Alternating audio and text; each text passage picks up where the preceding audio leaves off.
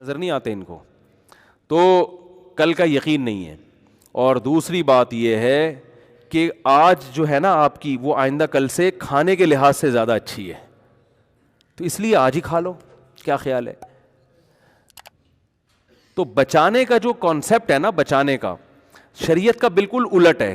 ہم بچانا اس کو سمجھتے ہیں کہ آج نہیں کھایا کل کے لیے رکھ دیا. اسلام اس کو بچانا نہیں کہتا، اسلام اس کو ضائع کرنا کہتا ہے. اسلام کہتا ہے جو پیسہ آپ کا تھا آپ پہ لگا ہی نہیں تو وہ آپ کا ہے ہی نہیں. بچانا یہ ہے. نبی کیا ہے بچانا؟ حدیث میں آتا ہے رسول اللہ صلی اللہ علیہ وسلم گھر تشریف لائے. امی عائشہ سے آپ صلی اللہ علیہ وسلم نے پوچھا کہ کچھ کھانے کو ہے؟ انہوں نے فرمایا کہ ایک ہدیہ آیا تھا ہمارے گھر میں، کچھ بکری کا پایا تھا یا کیا تھا، تو میں نے سارا صدقہ کر دیا، ایک تھوڑا سا کھر اس کا بچ گیا ہے. کچھ اس مجھے پورے الفاظ یاد نہیں ہے حدیث کے، مفہوم بیان کر رہا ہوں. باقی سارا کیا کر دیا؟ صدقہ. دیکھو ایسی کنڈیشن میں ہماری کیا حالت ہوتی ہے؟ ہم کہتے ہیں یہ کوئی صدقہ سینٹر کھولا ہوا ہے تم نے، یہی ہوتا نا. وَلَا يَحُضُّ عَلَىٰ طَعَامِ الْمِسْكِينِ، قرآن کہہ رہے جس کا آخرت پر ایمان نہیں ہوتا وہ کھانا کھلانے کی ترغیب نہیں دیتا. وہ بیوی کو بھی ترغیب نہیں دیتا کہ بیگم تم نے کیا خیراتی ادارہ کھول کے رکھا ہے، وہاں سے ہدیہ آیا اور تم نے اٹھا کے صدقہ کر دیا.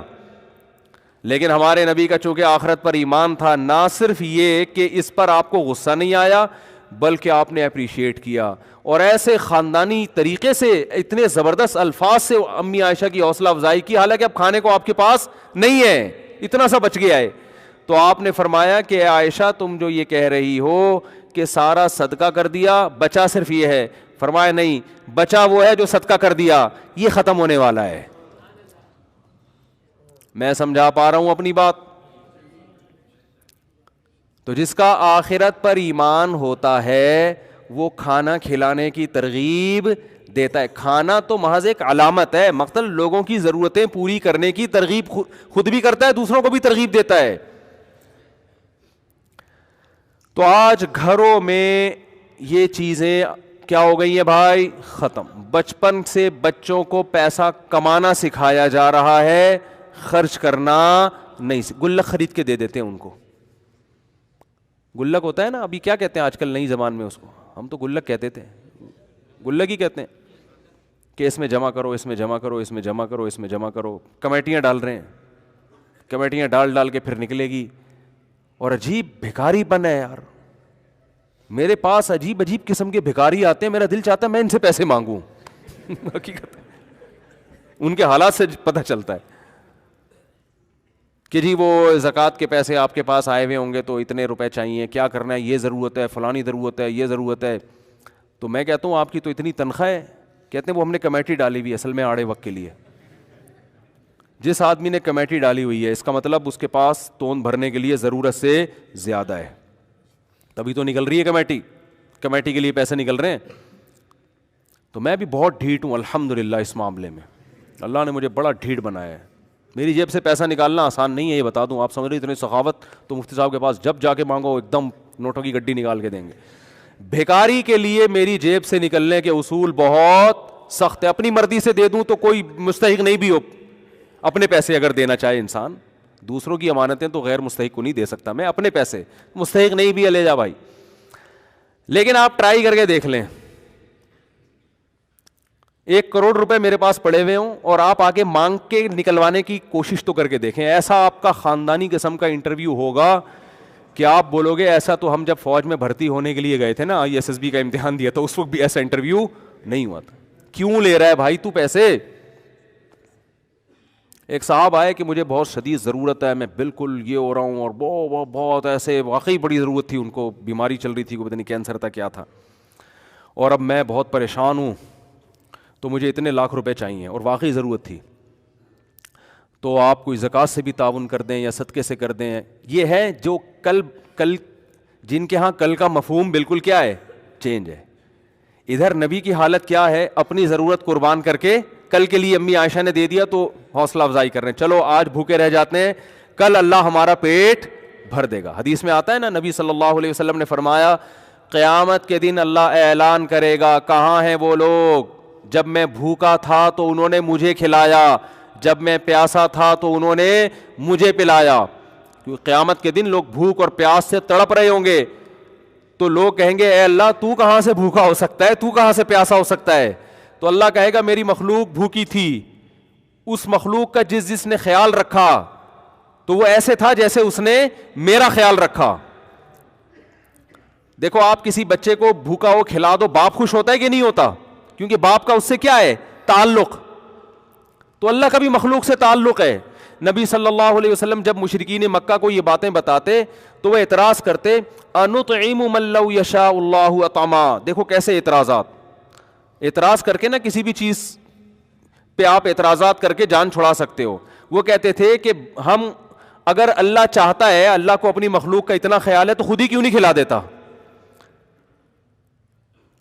نبی صلی اللہ علیہ وسلم جب مشرکین کو ترغیب دیتے کہ غریب مسکینوں کو کھانا کھلایا کرو, تو وہ جواب میں کہتے انطعم من لو یشاء اللہ اطعما. اللہ چاہتا ہے کہ مخلوق کا پیٹ بھرے تو اللہ خود ہی کیوں نہیں بھر دیتا, اللہ خود ہی کیوں نہیں کھلا دیتا ان کو. تو اس لیے ہر اعتراض ایسا نہیں ہوتا کہ اس کا جواب دیا جائے. یہ تو بالکل واضح بات ہے کہ اللہ تو آزماتا ہے اپنے بندوں کو, نظام ہے اس کا, ایک سسٹم بنایا ہے اس نے. تو چاہے تو اللہ دنیا میں غریب رکھے ہی نہیں اور امتحان ہو ہی نہیں. قرآن تو یہاں تک کہتا ہے اگر ہم چاہیں تو سب کو زبردستی ہدایت دے کے جنت میں لے جائیں. ہم تو یہ بھی کر سکتے ہیں, اللہ کو شوق تھوڑی ہے لوگوں کو جہنم میں ڈالنے کا.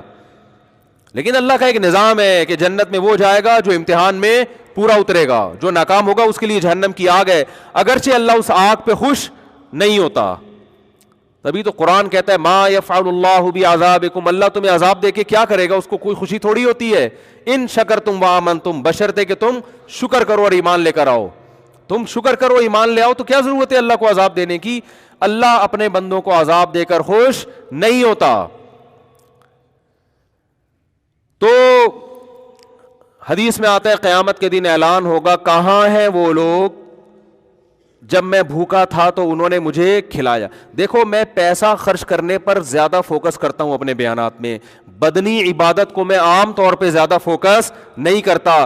بدنی عبادت کرنے والے مارکیٹ میں ہول سیل کے حساب سے ملیں گے. دل میں دولت کی محبت نکل جائے ایسے آپ کو معاشرے میں آٹے میں نمک کے برابر ملیں گے. یہ جو دولت ہے نا پیسہ, آج اس کو لوگوں نے خدا بنا لیا ہے, تبھی چہروں کی رونقیں ختم ہو گئیں. ہر وقت غریب غریب بنا پھر رہا ہوگا, پیسے ہی نہیں ہے, پیسے ہی, جب بھی بات پیسے ہی نہیں ہے یار, گزارا ہی نہیں ہو رہا, پیسے ہی نہیں ہے, گزارا ہی نہیں ہو رہا. بھائی یہی رونا ہے منہ سے, پتہ نہیں کیا عجیب. خوش رہا کرو بھائی, بولو یار بنتا تو ایک پراٹھا تھا, 2 کھا لیا ہم نے, ٹھیک ہے نا, بنتا تو ایک بھی نہیں ہے. جو نیچرل خوراک ہے نا انسان کی 2 ٹائم ہے, یہ پراٹھے تو صبح صبح, یہ تو گریوی ہے. اللہ گریویاں بھی کھلا رہا ہے پھر بھی کہتے ہیں پیسے ہی نہیں ہے, کرائے کے گھر میں رہ رہا ہوں. وہی منہ سے برستا رہے گا. ان کو کسی وظیفوں سے سکون نہیں ملنے والا, یہ پھر سکون کے لیے جاتے ہیں وظیفے بتاؤ. اور تمہارے اندر جو دنیا کی محبت کے گٹر ابل رہے ہیں نا, پیسہ جو تم نے, ہندو تو پتھر کے بنے ہوئے بت کی عبادت کرتا ہے, آپ نے ان بتوں کو دل کے اندر داخل کر دیا ہے. یہاں سے نکالو, اور یہ جب تک روکڑا خرچ نہیں کرو گے نکلے گا نہیں ہے, یہ بتا دوں. اس کے لیے روکڑا خرچ کرنا ضرور, زبانی تقریروں سے نہیں ہوگا. نوٹوں کی گڈیاں نکال کے ہدیے دیا کرو بھائی کو بہن کو, اور صدقہ خیرات کیا کرو. اور نبی صلی اللہ علیہ وسلم نے فرمایا سب سے بہترین صدقہ وہ ہے تأمل الغنا وتخشى الفقر, کہ تمہیں ڈر ہو کہ صدقہ کیا تو کہیں غربت نہ آ جائے, اور نہیں کیا تو پیسہ بنا لوں گا مزید. اس ملی جلی کنڈیشن میں جو پیسہ نکلے گا اس پہ کیا ملے گا آپ کو؟ ثواب. اور اللہ اس پہ خوش ہوگا, اس پہ مال میں برکتیں دے گا کہ مجھ پہ توکل کرتا ہے. سمجھتے ہو کہ نہیں سمجھتے؟ تو پیسے کو ایسا خدا بنایا ہوا ہے بھائی, بس کرو یار, میرا بنگلہ, میری گاڑی, میرے پیسے, میرا بستر, میری بائک, ٹھیک ہے دوستوں یاروں میں تھوڑا بہت شکر کے طور پہ ٹھیک ہے یار, گاڑی نہیں خریدی ہے, مٹھائی ہو جائے تو اچھی بات ہے, یہ شکرانے کے طور پہ تو ٹھیک ہے. فخر کرنے کی چیزیں نہیں ہیں یہ تو کھلونے ہیں مٹی کے.